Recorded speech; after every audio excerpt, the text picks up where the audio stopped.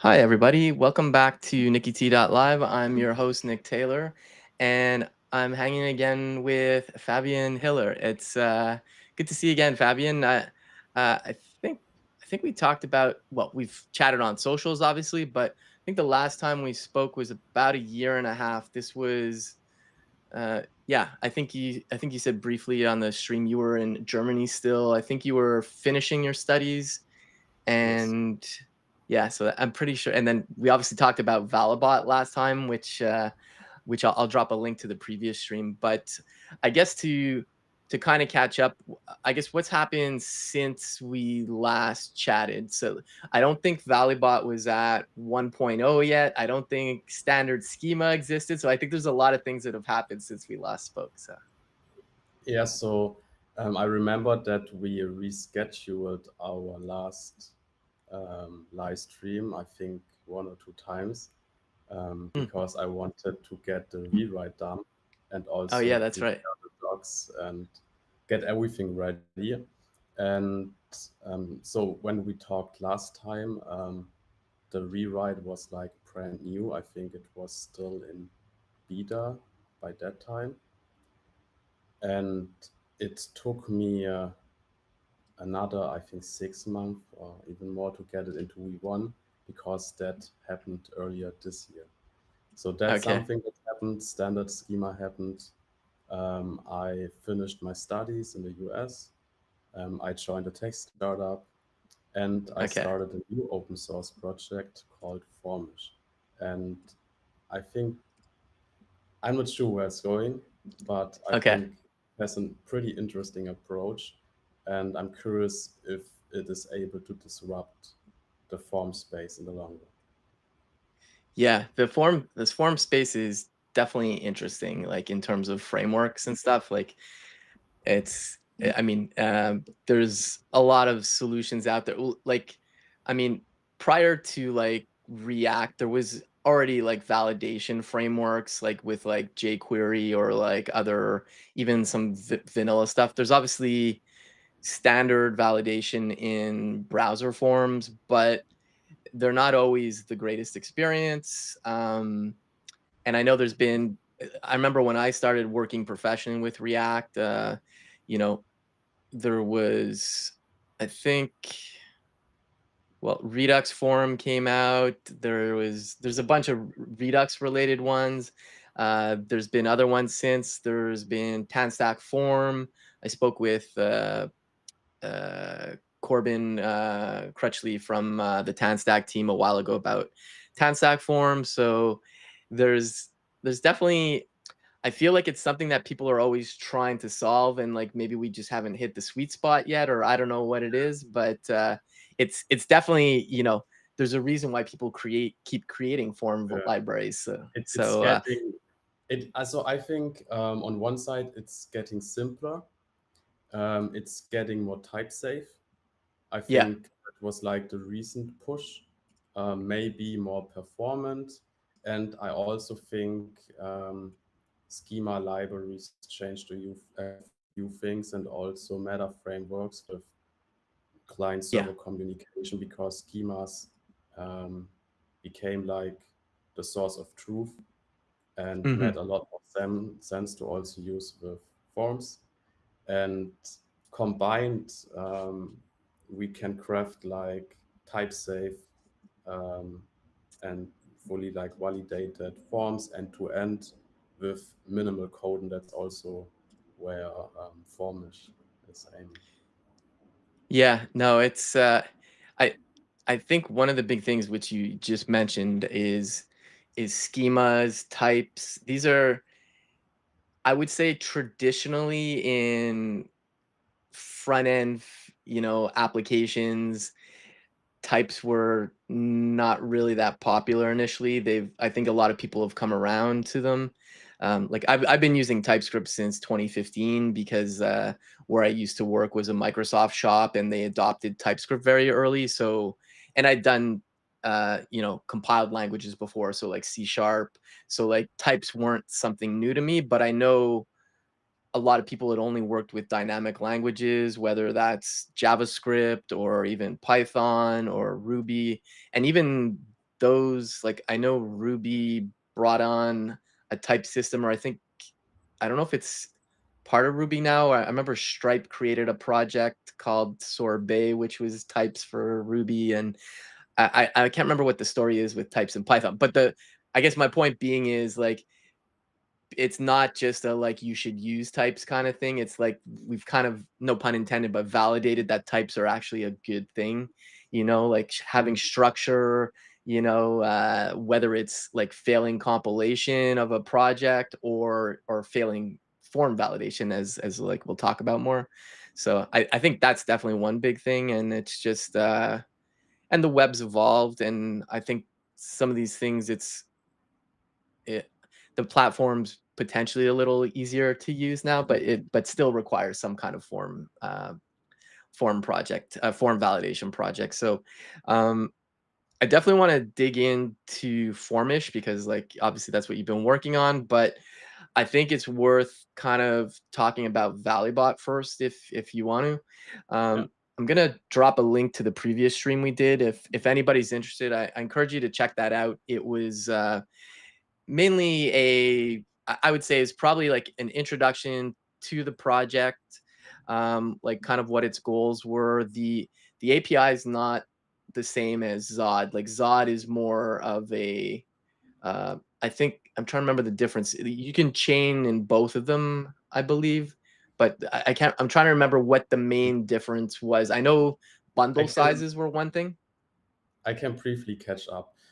So if Okay. people are a lot more interested in like the history and maybe some more details about Valibot, then they're welcome to check out the previous stream. But to give like a quick introduction, um, Valibot is a schema validation library. It's type safe. It's pretty similar to SOT. So basic schemas will also look almost the same. Mm-hmm. But when it comes to more complex schemas, this changes. And that's because Valibot is implemented with tree shaking in mind. So back then, I wrote my bachelor thesis about how we can reduce the bundle size of JavaScript libraries. And Mm-hmm. I did a bunch of research, and one outcome was to focus on bundle size and compression. Also on tree shaking and compression. Tree shaking means a bundler can remove code that is not used, and that's possible with a modular architecture, and that's basically the philosophy behind Valibot. And another point is compression, and if you structure or design your code in a specific way, then compression can be a lot higher and therefore the bundle size lower.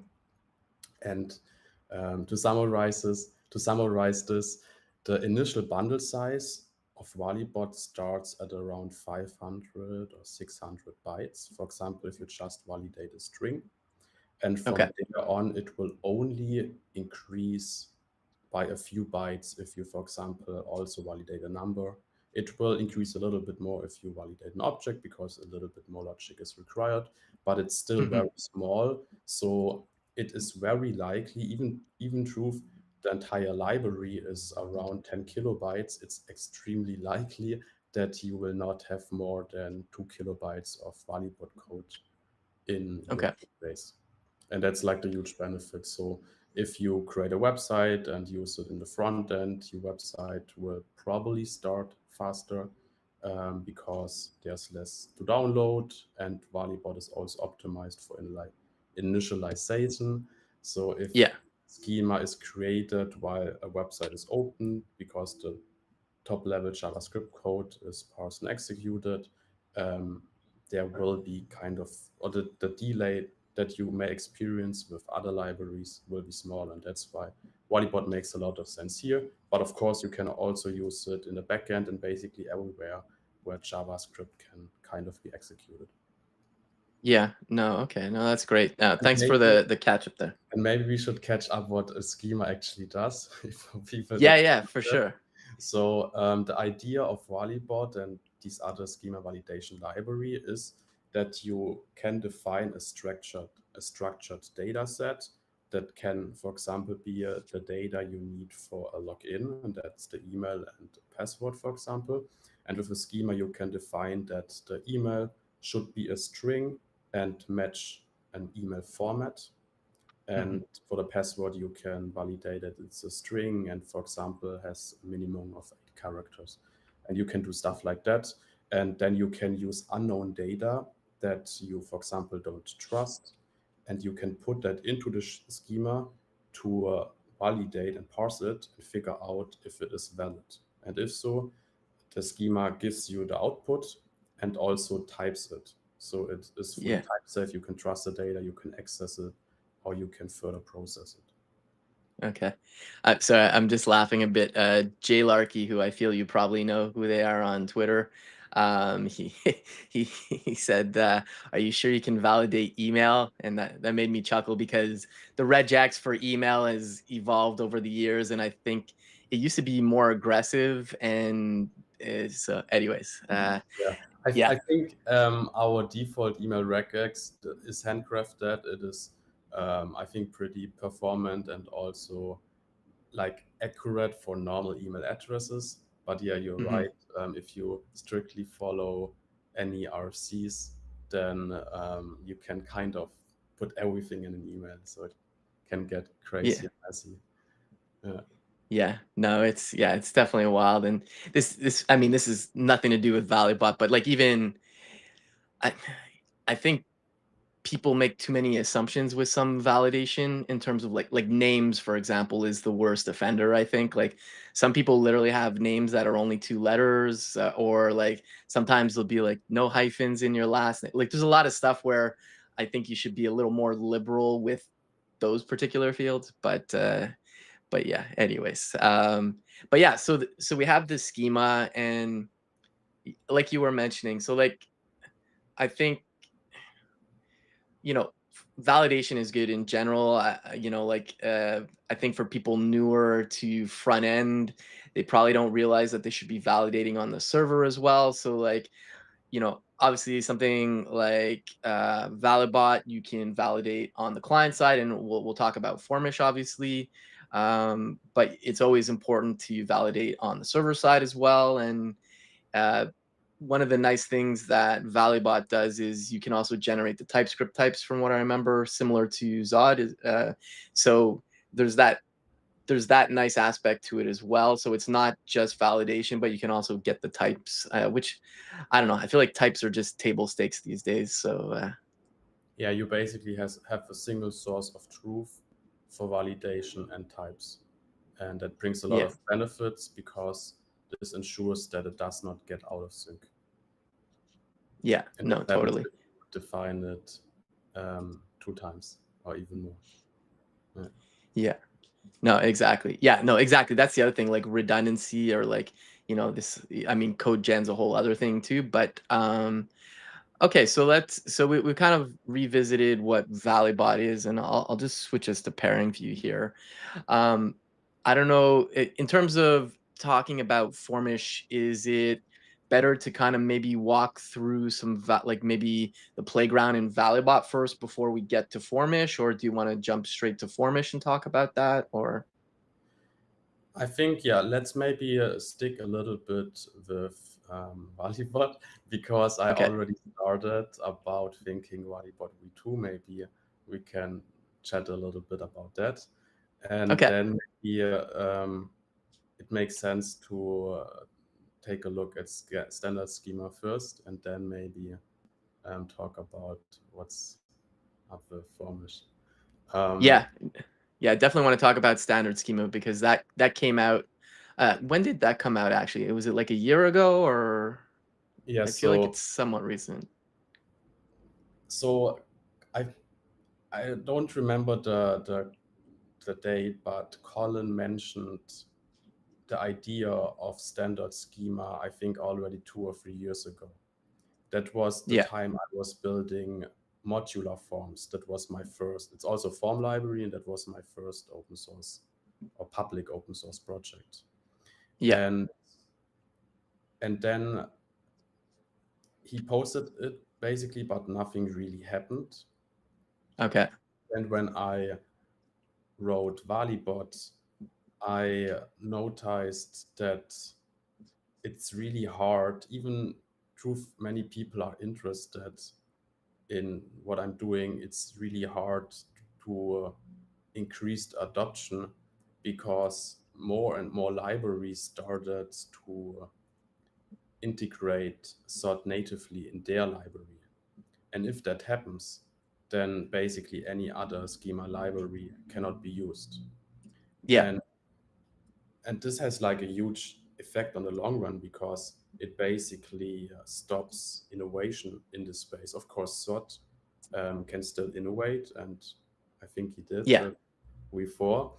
But if we open that up by providing a standard, um, like everyone can start to also comply to the standard and build something new and something cool, and also push the others to make what they doing even better. And Yeah. that were my thoughts at that time. And then I started to chat with Colin about it.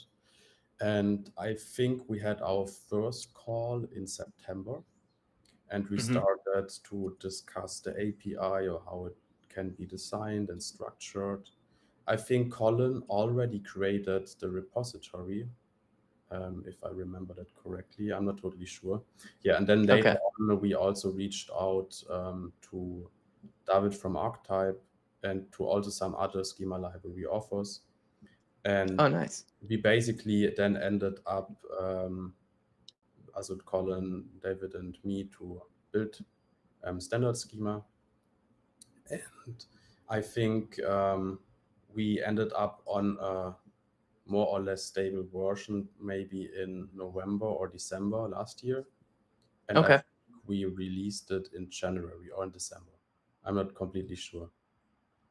Yeah, and Okay. since then, it's it's crazy. If you look at, also the thing is, we recommend most like implementers to just copy the types, but Hmm. still some of them just use the types we provide as an npm package. And if you look Okay. at the npm package, it's like and also if you take a look at the website of standard schema, Yeah. you can see that the list of libraries that implemented is already like massive. Okay. And yeah, it's crazy what an effect standard schema already had, and also what it probably will have.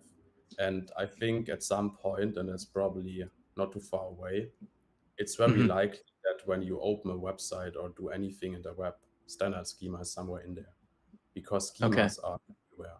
And for most of them, it makes sense to implement standard schema. Okay. Yeah. Just wanted to say hello to a couple people in the chat. Hey, Anthony, and hey, Learner418. Good to see you.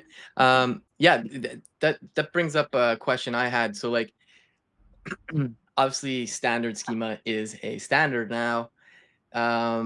So like, I would assume, like, because typically when you want to abstract things like some kind of form library, you don't want to program to an implementation, you want to program to the interface, which is standard schema in this case. So has Valibot just completely removed I guess the initial types they had for in favor of the standard schema ones now? Is that how it works, or?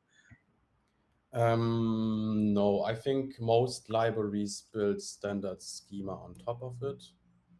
Okay. Maybe we should quickly cover what is standard schema and how Okay. it works. Maybe we can even take a look at code or at the Yeah, interface, sure. maybe try it out in the Volleyball playground.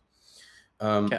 So the idea of standard schema is to define a unified interface that all schema libraries can comply to.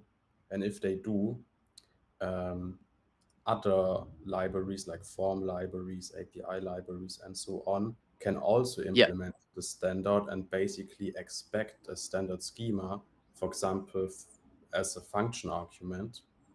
Hmm. And this allows to basically pass any schema of any schema library that complies to the spec.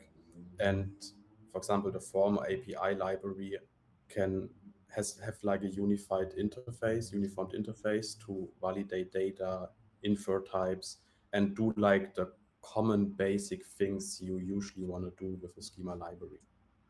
Okay. And that Yeah. also allows you to, for example, use sort Valibot archetype and others, even like in the same project, even the same file. And Okay. yeah, we already saw like form libraries adopting it, API libraries adopting it. And recently, I'm not sure if it was like an official post, but I saw that we test, maybe the community or maybe the maintainers themselves, I'm not totally sure, thought Okay. about implementing it, for example, in VTest, so that you can define a Oh, data nice. structure, for example, with Valibot or sort or whatever, when you want to test your data. So there are many interesting use cases. Yeah, and no, that's great if that lands into Vitess because obviously the Vite ecosystem is quite large now.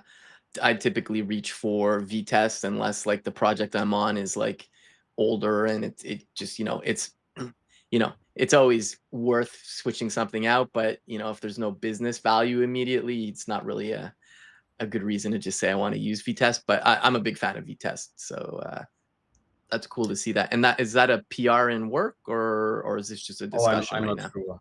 I'm not sure if it's a Okay. discussion issue or PR. I just Okay. saw it recently a few times on X, and yeah, let's see where it's going. Okay. What we Cool. could do is we could jump in the Valibot playground Okay. and just have a look at standard schema. So Okay. if you go like in line 7 or add like a few new lines there, Yeah. and then type schema. So you reference the schema we created in line 3, Okay. and you press dot. Um, can you scroll down? Yeah. Okay. There's that's the list here.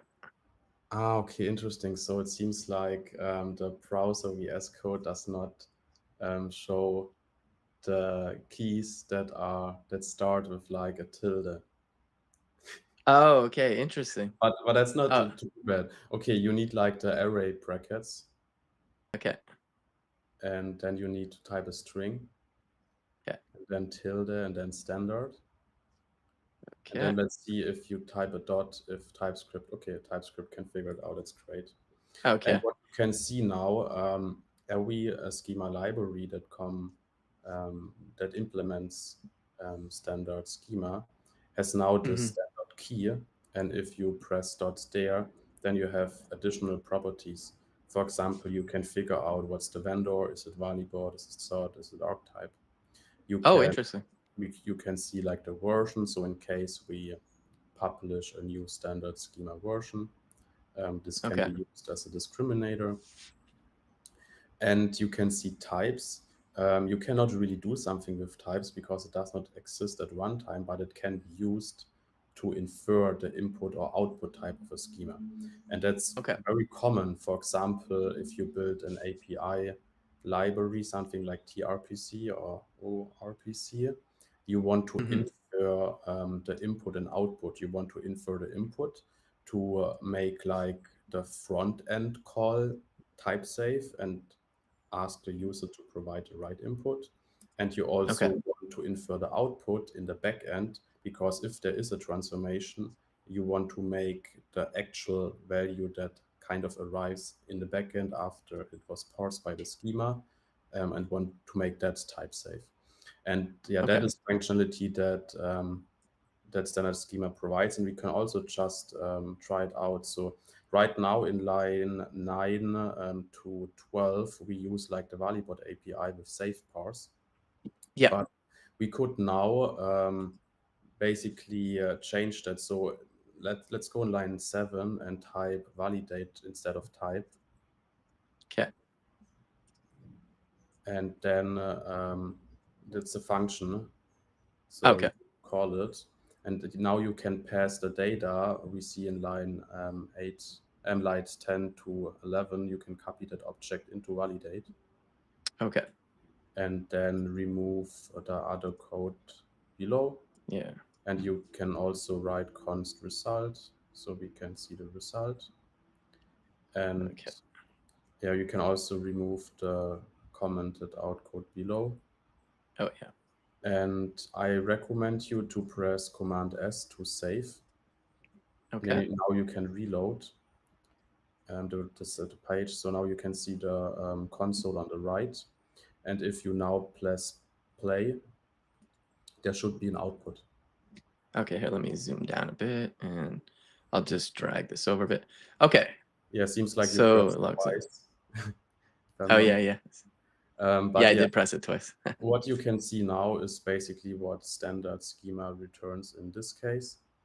And yeah, you can see the value, you can see whether it's typed. And yeah, the typed information is actually something standard schema has not implemented. So the thing for standard schema is like the value. And Okay, basically what you can now do, if you check results and see that there are no issues, you know it's valid. And then you can, if you write like an if condition, you can trust it okay, and do whatever you want with it. okay. And this is just a string though, the result, right? No, it should Or, be an object. If you type dot, something should pop oh, up. weird. Weird, it's not picking it up. I wonder, is it the tilde issue again, or if I do, Can you hover over validate and see yeah. what we see here? Okay, it's returns a standard result. Yeah, so it should be an object, so email, password, or it can be a promise depending if it's awaited, I guess. Yeah, maybe Uh, write an await after, uh, yeah, oh yeah, here, and then let's see if it now typed as we wanted yeah, to be typed. Yeah, yeah. There we go. and if Okay, you now check for issues um, and if you now write, also if you now check for no issues, like putting an exclamation mark at the beginning of the if, yeah, and then go into the if and write result again, and write okay, dot again okay, after the result, you can see that it's a discriminator. So now you can see that there is a value. okay, okay. I see. So I also Okay. want to mention that this part is not really interested to most developers. You will not touch that. That's Mm-hmm. like for library offers. And Okay. that basically just shows how a standard schema works. And you could now kind of copy the same code and switch the schema out with like archetype or sort, and it will still work. And hopefully it does do the same. And that's Yeah. Okay. Yeah. standard schema at the end. Okay. So this is, so the validate here is replacing the safe parse in the case of Valibot. So I'm curious, like, nowadays, since standard schema is a thing now, under the hood in Valibot, your safe parse is actually doing this. Is that the case? So standard schema. So when we designed standard schema, I tried to make standard schema somehow match what Valibot is doing internally, and also Okay. try to match what Valibot is doing internally to standard schema, and that basically allows us to add minimal code to support standard schema. So Okay. Valibot is mostly already outputting what the output of standard schema expects internally. And that's Oh, why okay. it's Okay. pretty Gotcha. simple. I can also jump into our code if you switch over to my monitor. Yeah. And Sure. Let me just copy the link for your screen. for it, Uh, standard. okay. Let's go over here. Where's guest share? Okay. Give me 1 sec. I'll just bring your screen in here. Okay. I might need to resize your screen depending on your dimensions. Okay, it seems pretty good. I might just change it a little bit the size, but and do you mind zooming in maybe once or twice? Yes. Okay, I'll just make this a little bigger.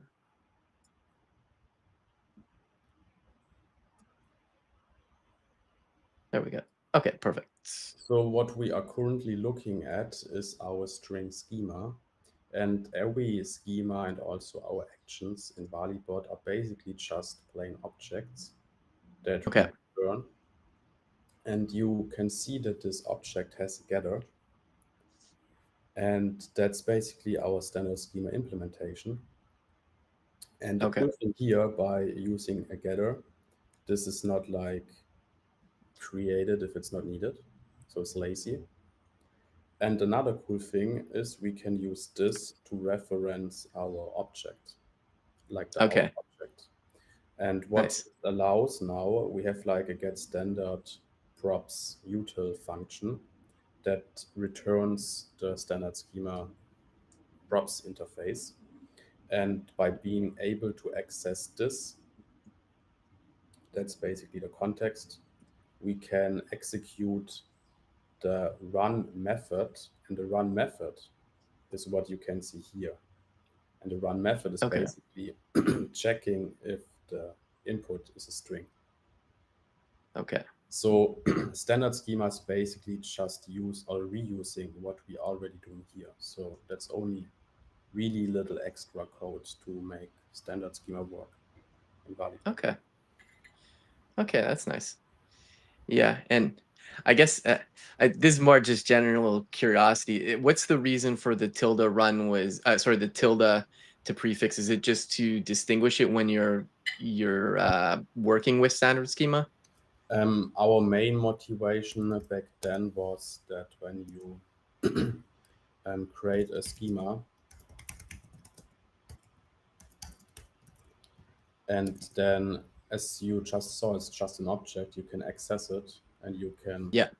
um, also do stuff with it. And by so this the tilde is one of the rare characters that is sorted at the end alphabetically.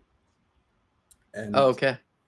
if you don't, so for example, if we would use an underscore, something like that, then it would plop up at the beginning.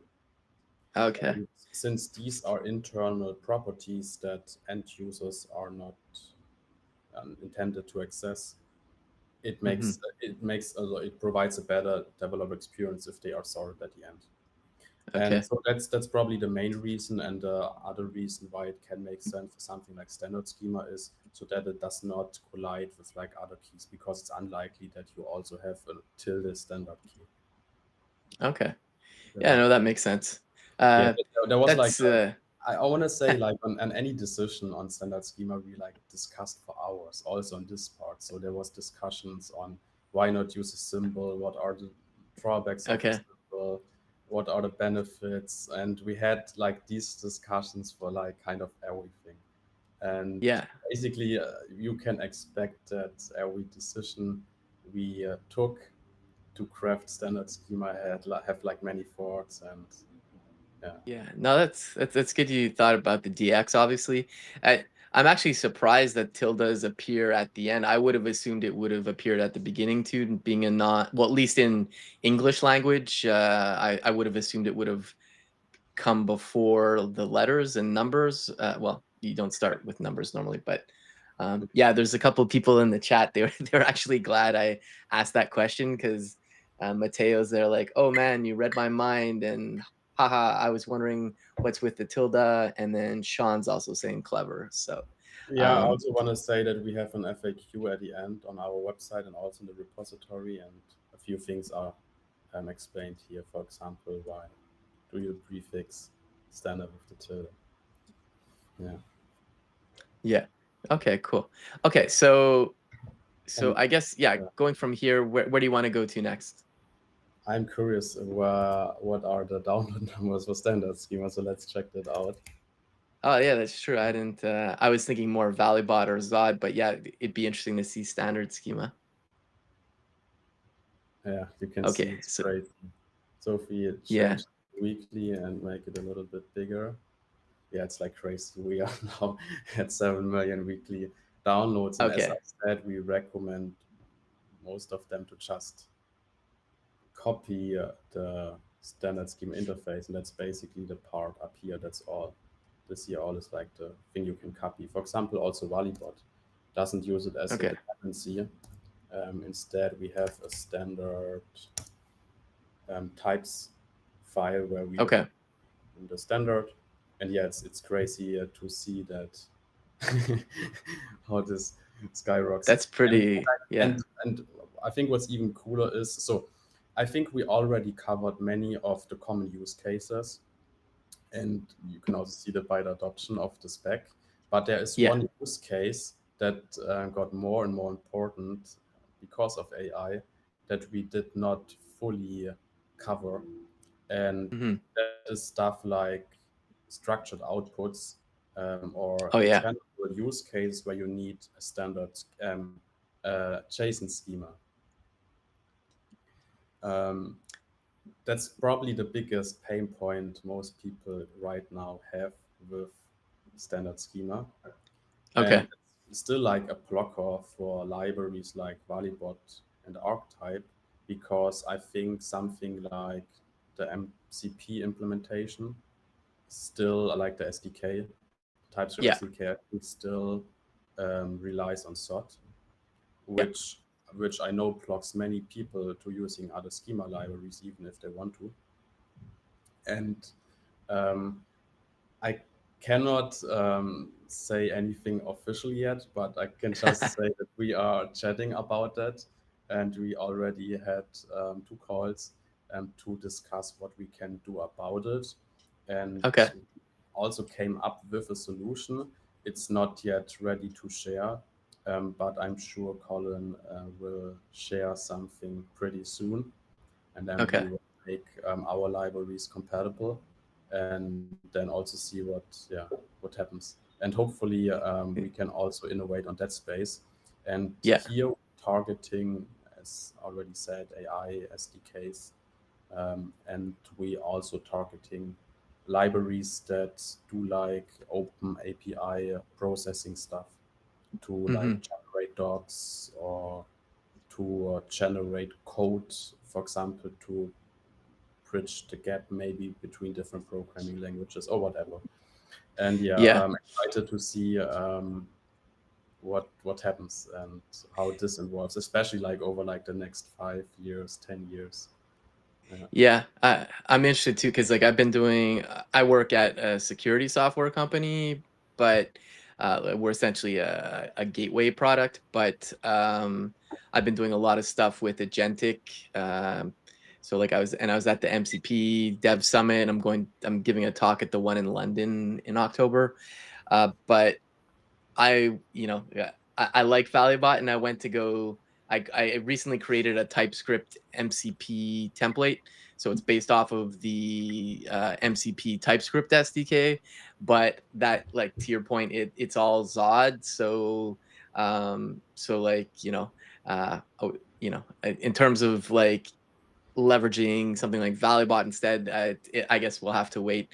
And like a lot of the open AI stuff, they use Zod a lot. So like, um, I have like, it started off as a demo, but we actually use it internally now. But I built an MCP client for just is originally just to showcase how we secure MCPs, but now it's got like, I do tool more than other tool calling like web search, the code interpreter and stuff. But a lot of it was all based off of Zod in there too. So it made me a little sad. Not that Zod is a bad project. That's to be very clear. Zod is obviously a very great project, but I was kind of hoping to use Valibot on this project, and out of the gate, it it would cause more friction just because it's not using standard schema yet, I guess, in some places. So that's great to hear, though, that you're working on that, because obviously if that ends up in, say, like the MCP TypeScript SDK, that will definitely unlock a lot of people, I think. So Yeah.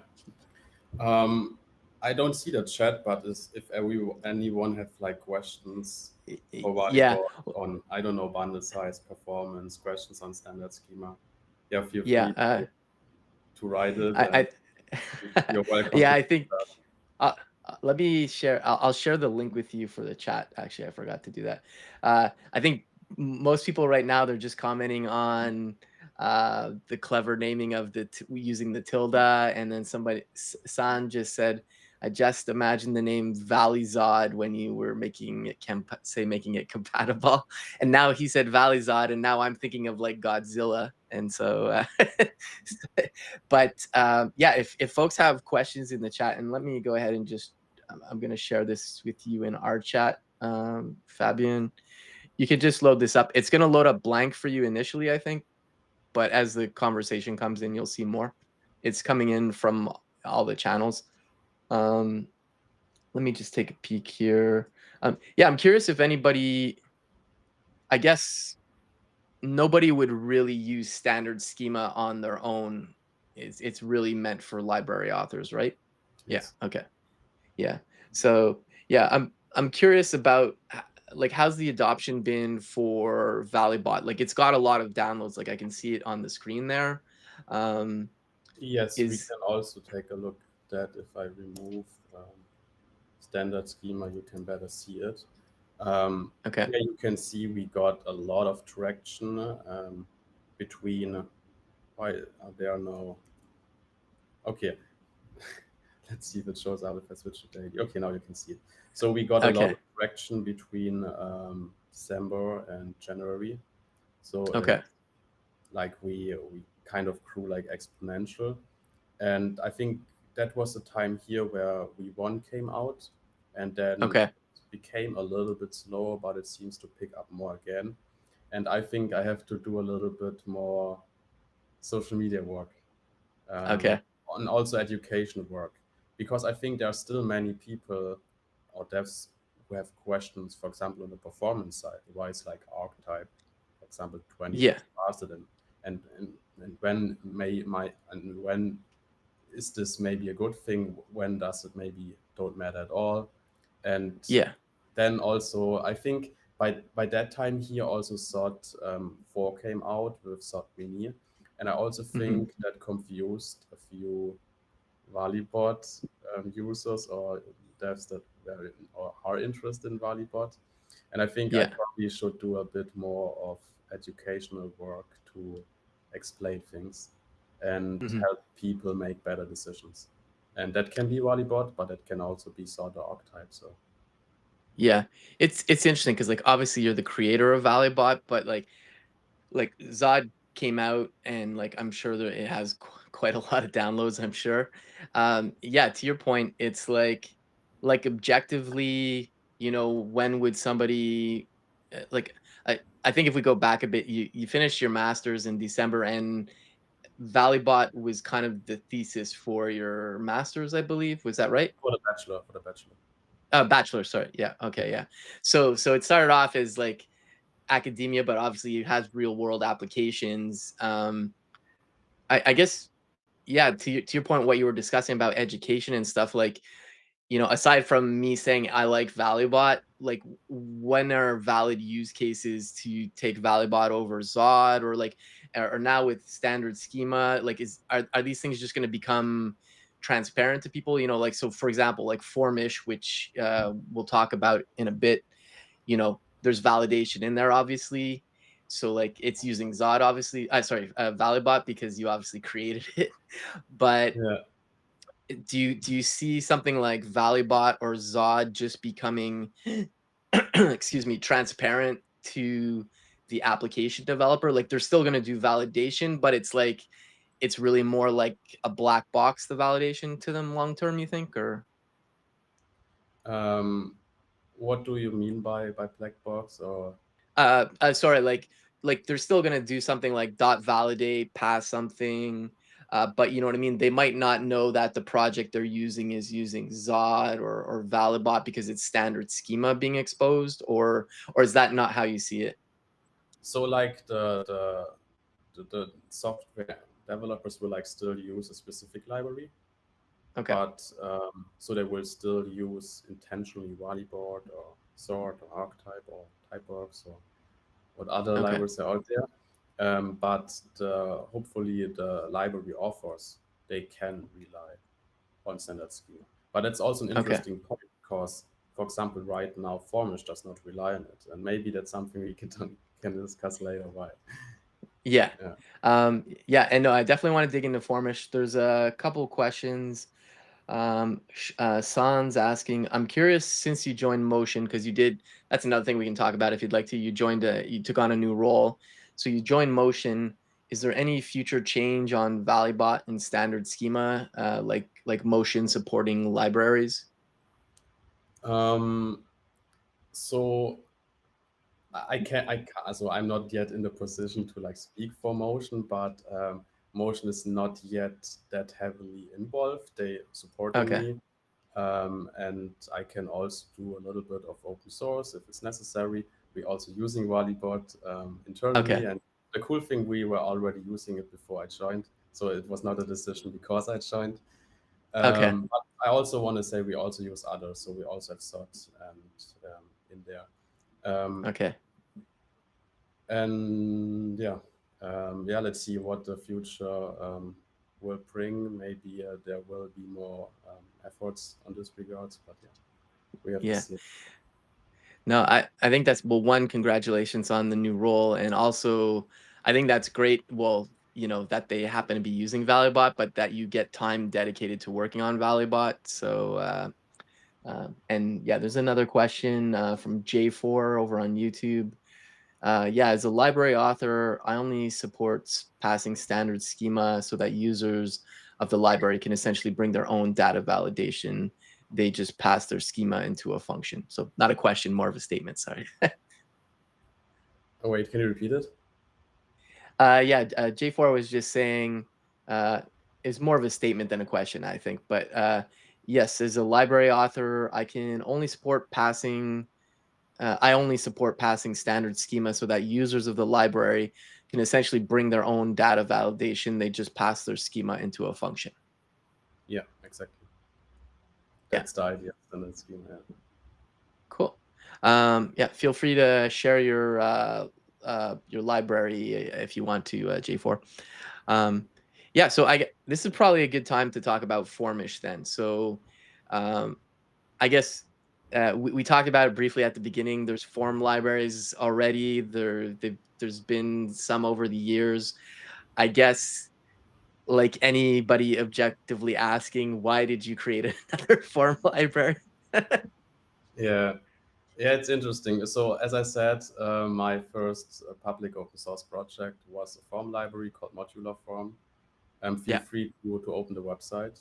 It's modular-form.dev. Okay. Oh, And your screen shared, but I can share my screen. Here. Cool. Okay. Oh, and of course, there we go. Yeah. Sorry. Go ahead. You can keep speaking. I'll load it up. yeah, and this was, yeah, as I said, my first public open source project. I initially implemented it for Solid.js. That was at the time I was looking in Solid.js and looking at other solutions, because back Okay. then I was like really heavy on React. And Okay. yeah, I then built it also for Quick, came in contact with Misco,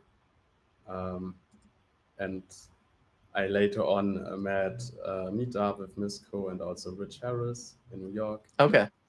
last October. And yeah, that's how I kind of got in touch with many of the front end framework folks. Okay. And um, and also for being my first public open source project, Modular Forms worked out great. I Hmm. did not expect that I will see like thousands of downloads in like a really short period of time. Of Okay. course, but like was another level, but it was like still huge for me back then. And yeah, many people tried it out. Many people loved the API design, but there were still some issues in edge cases. Okay. And some issues would would have forced me to rewrite it or rethink a few fundamental concepts.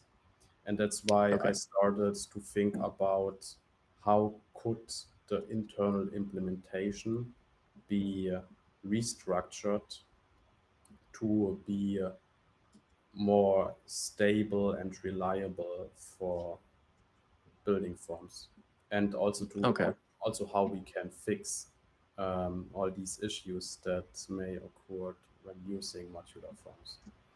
Okay. And then, of course, I also did like Valibot, and I also started to think about how so back then when I implemented modular forms, I wrote my own validation system into modular forms with modular functions like email required and so on that you can like chain similar to how you use the Python Valibot.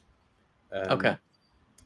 but it also does not make sense for me to like maintain multiple validation systems. So I also thought Yeah. about how can a form library be like implemented with Valibot in mind, um, to for also, and this has many benefits because back then with modular forms you still were forced to define the type of the form. Oh, You okay. could infer it by the schema, but it also was a manual process. You had to define the schema, infer the type, and then pass both to our, for example, use or create form, hook, or primitive. And these are many things I tried to improve with Formish. So with Formish, it got really simple. Maybe let's take a look at a Formish repository on GitHub. Okay. And J4 is saying, because you mentioned SvelteKit, they said SvelteKit accepts standard schema in at least one of their experimental remote functions, apparently. So Yes, I, I'm so Rich actually doesn't live that far from where I live, and oh, that's right. You're in New York City, right? yes, and I Yeah. think we will probably go running in the next weeks, Okay. and yeah, he told me that they were looking into standard schema, and also that he likes Volleybot and kind of featured or showed it like in the documentation. That was of course Mhm. amazing also for me, and yeah, and that's also will be one of our next steps for Formish. So right now, Formish supports Solid.js, Okay. Preact, Vue, Svelte. Did I forget anything? Well, Like four there's or five frameworks, and yeah. but right now we are just supporting like the raw front end framework part, and the next Okay. step would be to publish additional packages for the meta frameworks. So right now we have, for example, um, at Formish/Solid, and the Okay. next step would be to publish an additional package that builds on top of that. For example, Formish/Solid Start, or Okay. Gotcha. SvelteKit or Next. And the goal here is to have like a native integration into the meta framework with the Hmm. goal that you can build forms with like client server communication with only a few lines of code. And Okay. another goal will be that they will be um, um, what's the right name? Uh, They will be progressively enhanced, so we will also okay. try to build like on web standards as far as the frameworks allows us, and then you can even like do validation focusing form fields and stuff even if there's no JavaScript. I know Okay. that's an edge case, but it's still cool. Yeah. No, I think it's good to do web standards. I actually gave a talk at the Netlify Compose conference a couple of years ago about forms, and it's like I'll just show it real quickly. It's not like a library to use. It's just it was really more showing standard stuff like in forms. So like you can report validity of something, you can check the validity. So like here, and I built it with Solid just for just that anybody curious. But these are all like web standard things that exist. Like there's obviously like the attributes, like whether it's you know editable, read only, whether it's required or not, stuff like that, and like all these other attributes. But so I think that's cool that you're basing it off of the web standards because I I get it. Like probably a lot of people will not be turning off JavaScript. I get it, but um, scripts fail to load sometimes. There is, an accessibility part of it too in terms of progressive enhancement. So I think it's a smart move that you're doing that, and when there's no JavaScript enabled. So that's cool. Yeah, so Okay, so yeah.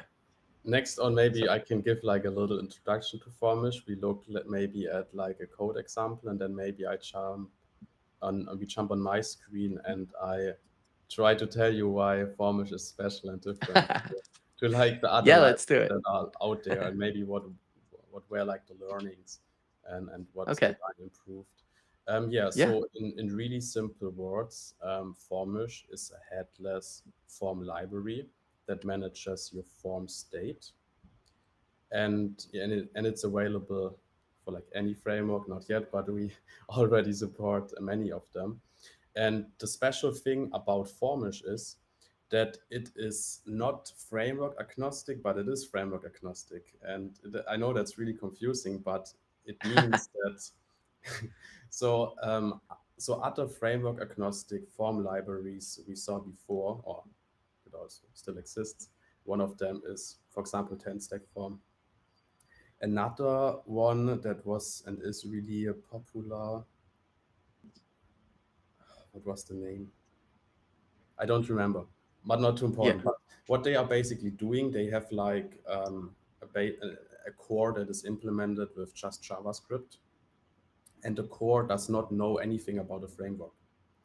Mhm. And then you need to basically build adapters that connect what the core that does not know anything about the framework is doing and convert that in a way that the framework can use it and do things with it. Okay. Yeah. So, for example, I haven't read the 10 stacks form code, but I know from Corbin that it has like an internal, probably signal like implementation to handle Yeah. its state, and then it tries to connect the internal signal like implementation to like the specific frameworks. I guess, for example, in React, and then force, for example, React to re-render component and do stuff like Yeah. that. And this part is completely different with Formish, Okay. because Formish does not invented its own reactivity or signal system or whatever. Um, Formish basically reuses the reactivity of the framework you are using. So the Oh, implementation okay. you get will be fully native to the framework you are using. And I think I also figured out to implement it in a way that there is also no additional boilerplate, or it's really, really small if there is, yeah. Okay. And maybe we can maybe let's first take a look at some code in the repository. Also, let's look at the example in the README, and then I can show Yeah. some code, and you can just scroll Okay. down, Okay. and I can, yeah, show some code, show how stuff how Okay. stuff's working. Okay. So yeah, and I guess to your point about it being not agnostic and agnostic at the same time, it makes sense because like obviously like signals or something in solid JS, they don't exist in React. They do exist in Preact now, but like you can still have a core of validation that's like not related to any of the frameworks. And then like you said, you have that simple surface area for say like React where maybe, I don't know, maybe it's a custom hook that, and then like it operates that way, whereas in solid or like signals, or in svelte it's runes now, I guess. So you still have that thin layer like you're saying, but there's still a core that is universal to all of them pretty much, right? You mean for Formish or? Yeah, sorry, for Yes. Formish. So so the magic is basically that the core library that we can also take a look in a few minutes is kind of completely the same for every framework. But the special thing we are doing is we have a special compile step when building the core library. And this compile Okay. step, not compile, this build step will replace framework specific parts in the core package. So if Okay. you are using solid, it is actually using solid signals. If you are using svelte, it is using runes. Okay. And that's why you can expect the same behavior that you would expect if you would like build it by hand with runes or signals or whatever. Okay. Okay. I see. And I'm Okay. not sure if anyone like did that before as I did it with Formish, but I think it's great. It works out pretty well. And yeah, maybe, but before, let's take a quick look at a code example. I think it's cool to see how simple a form can be, and also Hmm. what's the benefit of something like Formish compared to when you look at maybe use hook form or other form Okay. libraries. So what you can see at the top, you can see the schema Hmm. where we define that it's an object with an email and password. So it's basically a login form. And the only thing you now have to do is you pass the login schema to the, in this case in Solid, the create form primitive. And that's all. Okay. You don't have to infer types or, for example, define default values. And because Formish can kind of read the schema and can do all of that for you under the hood. Oh, okay. Yeah. Okay. And then it just iterates over the keys of the schema for the fields and adds like all the necessary props like required or like a pattern attribute, stuff like that, just all based on the schema. Yes. Okay. Also, That's pretty neat. not completely. So we don't do like infer like stuff as required. It's things we could do at some point. Um, Okay. So another goal of Formish also is to build it modular. So you only import what you use. And the Hmm. benefit of that is that Formish will start at around 2.5 kilobytes. Okay. So the code example you can see here will use around 2.5 kilobytes of Formish code. And that's all. Okay. And for Yeah. example, I don't know the exact numbers, but if you use like 10 stack form, it will pretty quickly be like 10 kilobytes. Okay. Yeah. Okay. So significant difference in bundle size for a page. Yes, and since it's modular, similar than Valibot, the bundle size only increases if you are using more functionality. For example, if you scroll a little bit down, we also Yeah. have uh, we also have many methods where you can control the form programmatically, and Okay. if you don't use them, the code will not end up in your bundle. Okay. No, that's good. Less less code to ship is always a good thing. Um, okay, so we're looking here. This is obviously like a solid JS form. So we got the JSX here. Um, so we have these. I'm assuming these aren't solid JS built-in ones. Like the form here is the Formish form, right? Yes, but it's a really, really thin level, a thin layer on top of the native form HTML code. Okay. Okay. So We can also okay. So take a basically, look at the implementation, so it's only a few lines. okay. Yeah. Yeah. We can definitely do that. I can look. Let's go here. Form, I guess. Is it You have to which look one at would it be? framework Okay. slash solid slash, and then the Form component. TS. Okay. Oh yeah, here we go. Quick. The- Uh, okay, here we go. Okay. Yeah, that looks good. So Okay. that's basically all. It's just a few lines. Okay. So, I mean, it looks bigger, but like that's just because like this code here is all just a type. Yeah. Okay. So yeah. So this is the form. It extends the schema that we passed in, and then we export the function. And okay, like you said, it's just wrapping a regular form. Okay, no validate, which you need if you're doing a custom form validation, ref for internal usage, I guess, and then the submit handler, and then basically all the props, whatever they are. Okay. Yeah. Yeah, So so the that only is super thin. Yeah, so the only part this component is basically doing is the on submit part, where it handles what happens if you submit it. And if Okay. you submit it, it triggers validation, and only run your code if it is valid. If it's valid, it will pass over the output of the schema. So you have typed output that you can use to process further and stuff like that. Okay.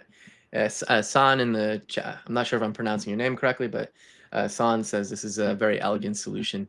And this is just a side note because like this was like prior to any frameworks. I was doing .NET and it was jQuery, and I was using this validation library called Parsley and parsley.js, which was pretty good data for the time it came out, but I couldn't figure out why the native, like the actual required, would fire, and it's because like I forgot to put the no validate, because that turns off the native like HTML form validation.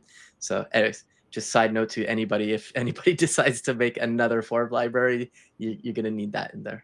So, okay, cool. So very very thin layer here, and if we come back to the example, I think yeah. So this seems pretty standard at this point. So you're just checking if it happens to be email field, you're just making it type email, and then you're just checking okay, if it's a password, it's a password field, etc., and it's just iterating through them. So I guess at this point, did you want to jump to your screen, or Yeah, we can do that. And maybe I open the playground. I can okay? actually open the Svelte playground, and Svelte is not yet out, but it will be Okay, hopefully okay. in Yeah, 1 or 2 days. spoiler alerts here, free previews. And I have to say the Svelte preview playground is working pretty well. So props to Okay, Rich and his crew. So let's open it.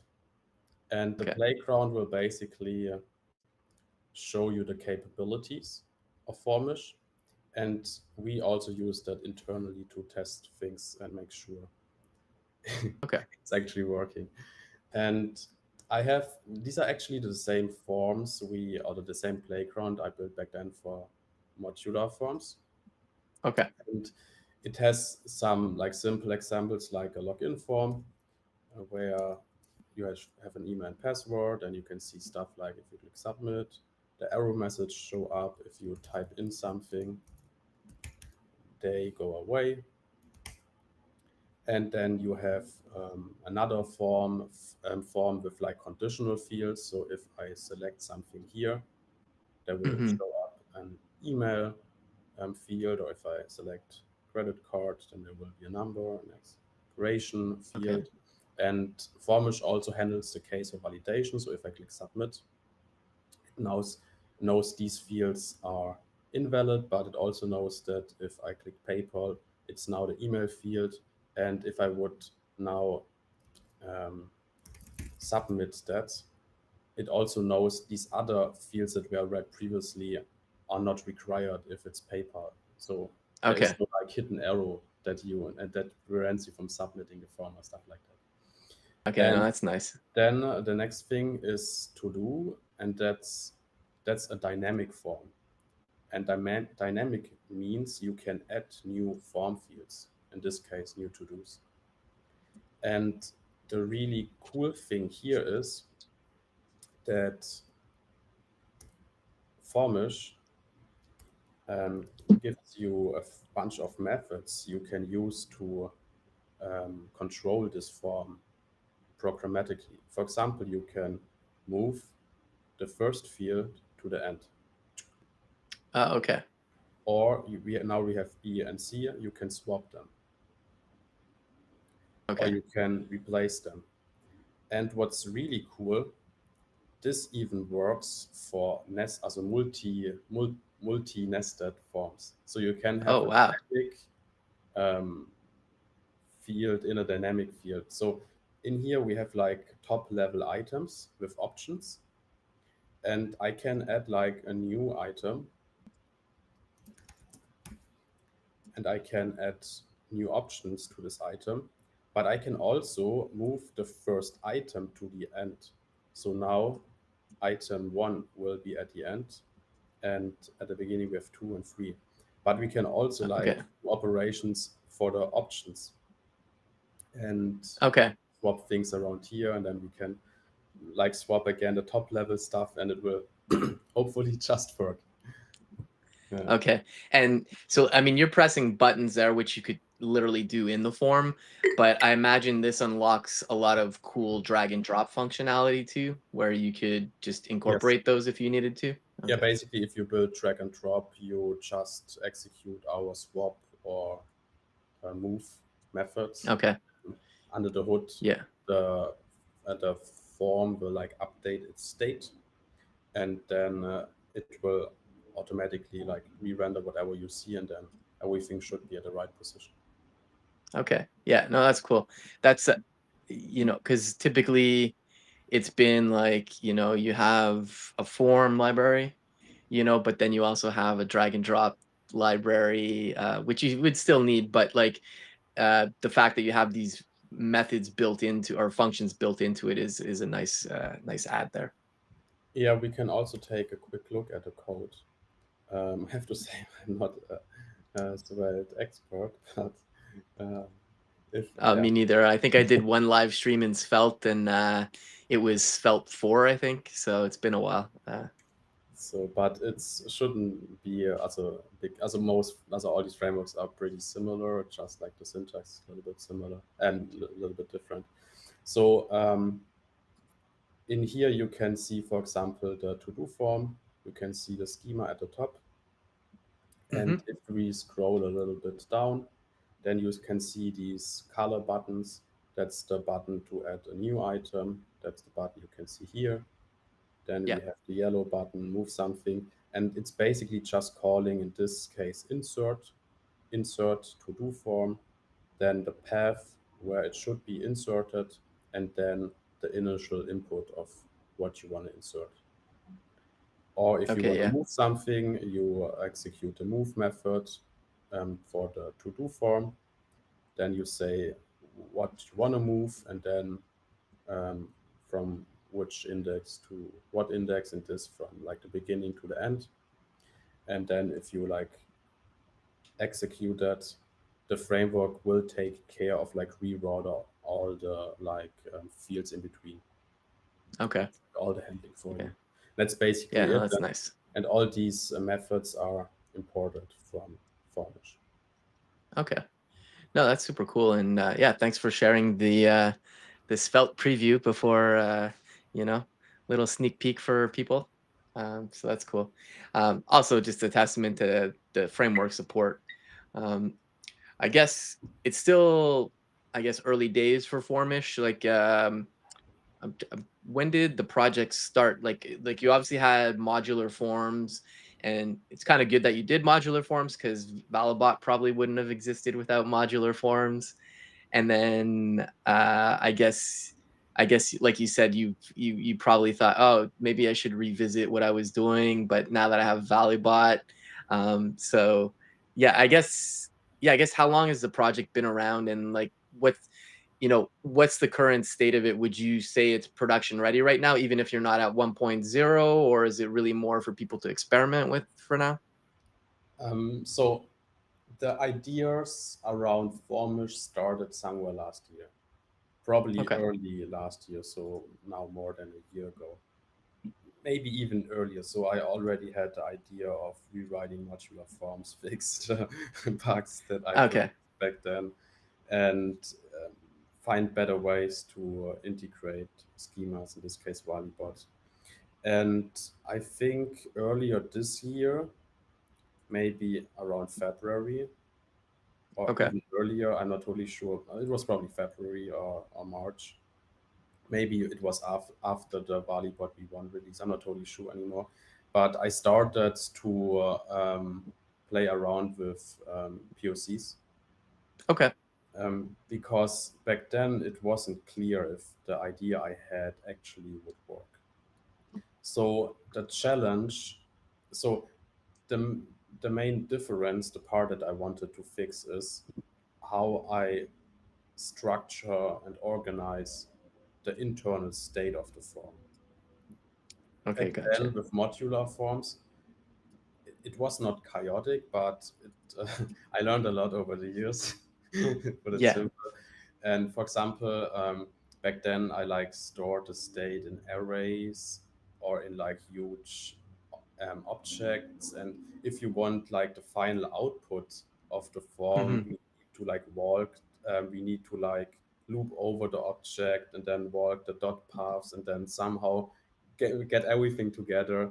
And especially for more complex cases, as we saw here, where you can move stuff around and then you have even nested things, Yeah. started to break or produce strange results. And I tried to restructure the internal state or store of the form to be able to fix all these problems. And I I think we're not there yet, but I think in the long run, Formish will a 100% tested form library Okay. on the type level, on the unit test level, and probably also on the end-to-end level. And right now we have only like direct support for a few frameworks, but as I said, we will ship support for meta frameworks. And once we reach that point, you can basically 100% rely on what we are doing. And I also see Formish a bit more as like a platform, maybe a Okay. little bit also like Read, but for forms. And people can also build like their abstractions on top, or build, because it's headless, you can also build like headful Yeah, um, yeah. library on top of it and just use Formish for like the form management part. Okay, And yeah. I hope to get there at some point. And Yeah, no. the Cool. question, Formish is of course not yet heavily used in any big applications, but Yeah. from what I can see and also feel after implementing it, I would say it's in a pretty good state. Mhm. Even it's not yet in V1. So I think people can start using it. I don't expect right now any like big breaking changes. Okay. I think the code is already in a pretty good and clean state. I will do some more documentation work and then, as I said, some testing. But so if I would build an application, I have enough trust in it to build it and also ship it to production. Okay, that's good. That's good. Good to know. No, it looks super interesting, and it looks very polished already, and it looks like it has a nice API to it. That's awesome. I dropped a link to places where people can give you a follow. I dropped a link to Formish again, and there's Valibot there as well if folks want to check it out. Um, you're obviously doing a lot in open source, which is great. I know being a maintainer open source, it can be challenging at times. So just appreciate all the work you've been doing on these libraries. I know it's good for the ecosystem. So Yeah, if it was anybody's, yeah, it was really a hustle like the past months. So yeah, I was like doing my normal job, which is like 8 to 10 hours depending on what's going on, and then I yeah, was like putting in 2, 3, 4, sometimes even more hours after that to like push Formish and also the other things. yeah. And I'm really happy that it starts to take shape. And one of the next step is, of course, also publishing the documentation. I think by then, more and more people will start adopt it, and then I Hmm. think from there it will hopefully grow and be used more and Okay, more, and hopefully become the standard solution for all of the yeah. frameworks we support. And I guess just one question more for people that either in the chat or that catch the live stream after the recording. Are you looking for external contributors right now? It's like it's obviously open source, but are you kind of is it in a state where you're welcoming people to open issues and contribute to the project potentially? In general, yes. I'm because I have a knowledge of I can't like deploy within like a few hours. I did that back then with Valibot while I was studying. Yeah. But on the long run, I definitely looking for framework experts that are Okay. interested to maintain the framework specific code, because I can't be an expert in all of these frameworks. Yeah. That part I need help.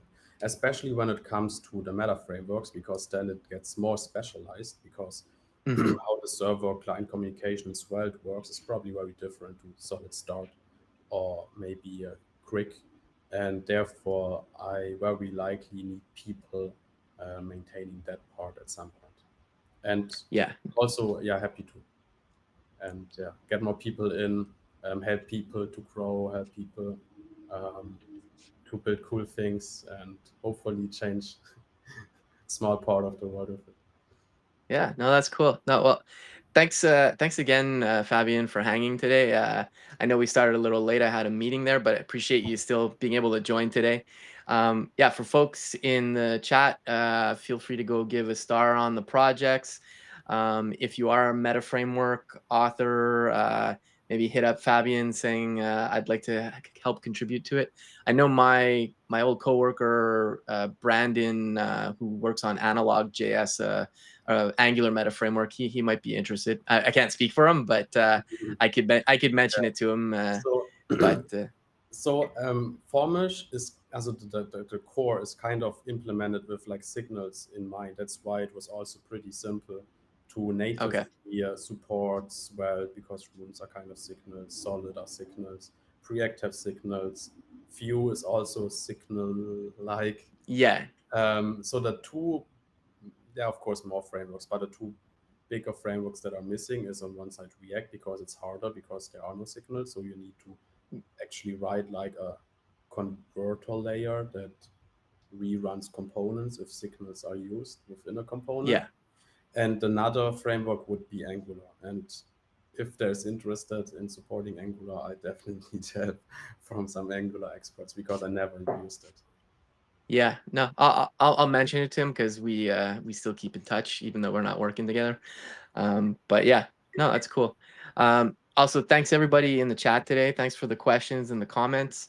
Um, I'm actually what today's what yeah tomorrow I'll drop the schedule, but believe it's tomorrow. I'm hanging with Shruti Kapoor. We're going to be talking about content creation. So tune in for that. And yeah, thanks everybody. And Fabian, if you don't mind just staying on for 1 minute, and everybody else, we'll see you in the next one. Thank you. Bye.